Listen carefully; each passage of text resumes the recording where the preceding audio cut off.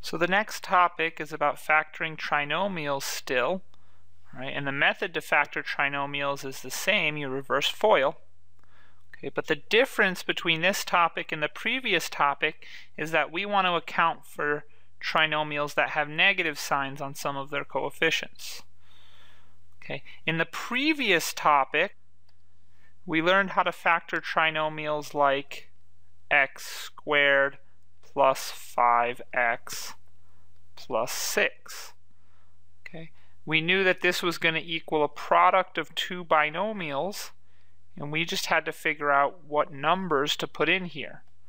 And so we used our box to do that. We would make a box and fill it in with the correct factors.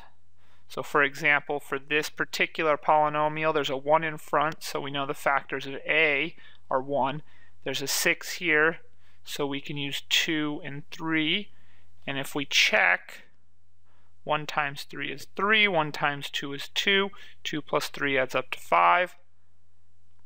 So this is the correct box, and the way that that leads to our final factored form is we put our variable here and read across the rows.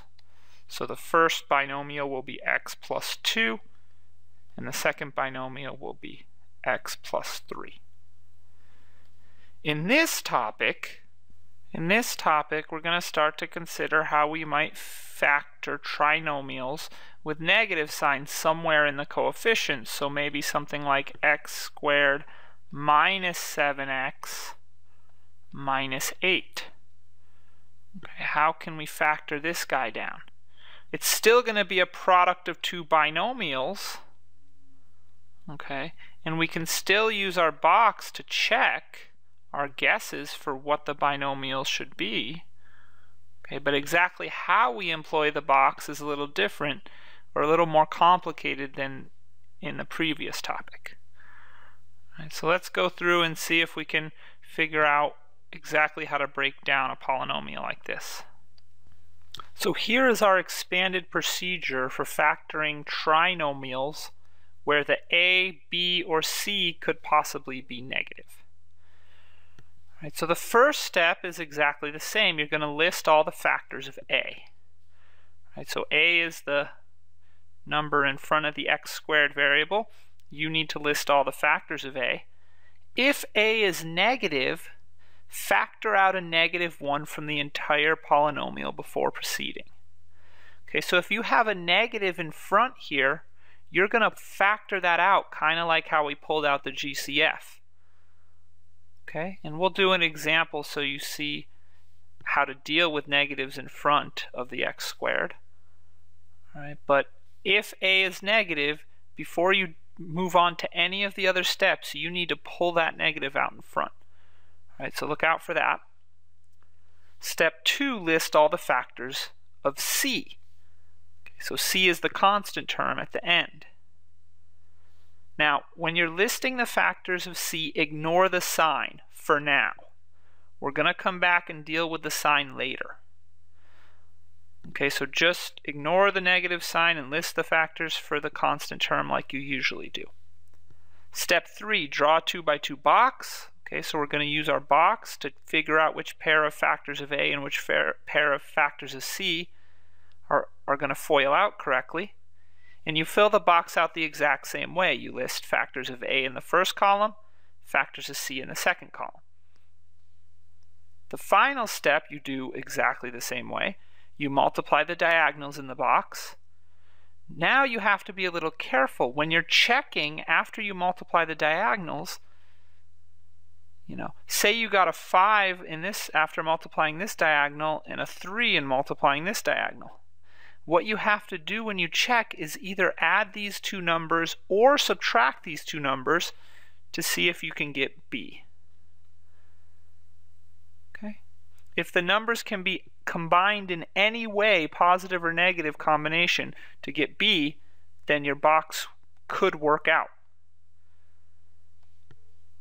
Okay? At the end, you have to go back and put the correct signs in so that the diagonals add up to exactly b, and so that the second column multiplies out to exactly c, because remember, we were ignoring the sign of c at first. All right, so I could talk about this all day, but you're going to have no idea exactly how it works until we do a concrete example. So let's look at a couple specific examples. So here's a good example to start with. We have to factor the polynomial 3x squared minus 4x plus 1. For the most part, the procedure is exactly the same as it was in the last topic. Right? We need to find the factors of a, right? Factors of 3. We need to find the factors of 1. And then we need to use a box to see if there's any way we can FOIL back out to 4. Okay. Now, when I'm building my box, at first I'm going to ignore the negative sign. I'm going to focus on the just positive 4. I'm going to try to find combinations that add or subtract to positive 4. And then in the end, I'll go back and account for this negative sign. So we list our factors of a, which are just 3 and 1. We list our factors of 1, which are just 1 and 1, and we build our box. 3 and 1 go in the first column, 1 and 1 go in the second column. If we check, 3 times 1 is 3, and 1 times 1 is 1. 3 and 1 can be combined to get 4. 3 plus 1 is 4. So this is going to be a good box. Okay, the problem is we need to make sure that in our final answer we account for this negative. How do we do that? Well, we go back and we say, well, if I want to combine to negative 4, then I'm going to need a negative 1 and a negative 3. Okay, so we change our signs here to account for the negative sign in front of the b. But we can't just change this to negative 1 because that came from multiplying these two numbers. So if we change this to negative 1, then that's going to change this sign to negative 1. And if we change this 3 to negative 3, then that's going to change this sign. So now the box is still valid. 1 times negative 1 is negative 1. 3 times negative 1 is negative 3. But if you add the negative 1 and the negative 3 together, that gives you the negative 4. Okay, so at first when you're building your box, you ignore the negative signs. Okay, but then in the end you go back and say, what do my signs have to be on these diagonals? And that tells you what the signs have to be in the second column. And this is a perfectly valid box. Everything checks out. Negative 1 and negative 3 add up to negative 4. Negative 1 times negative 1 gives you positive 1. Positive 3 times positive 1 gives you positive 3. So from this box we can build our final answer. Right? 3x squared minus 4x plus 1 gets factored into 3x minus 1 from the top row and 1x minus 1 from the bottom row.